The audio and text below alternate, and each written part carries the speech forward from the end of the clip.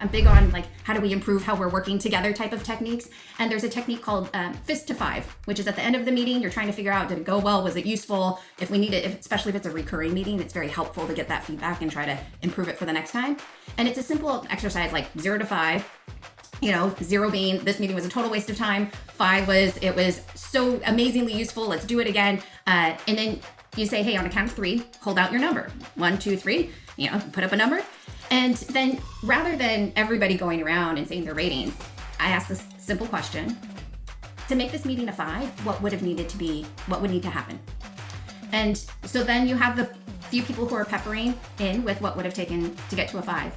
But because it becomes a ritual of sorts within organizations that practice this, people know to expect it, so they know they're thinking of it. And then also your almost Pavlovian response is like, as you're putting your fist up, you're thinking, okay, what would have made this better?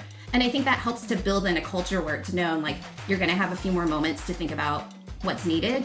And it allows for inclusiveness. Everybody's allowed to say, because if you only have 5 minutes at the end of the meeting and then you start to just one by one have everybody talk, the time's up by the time you get to the second person and they're talking about what if they, all their different ideas. And so this way you allow everybody to put a response out and sort of prioritize how you're focused on getting the answer. So there's so many different tactics like that allow for leaders to hear from more and more of the participants in the room.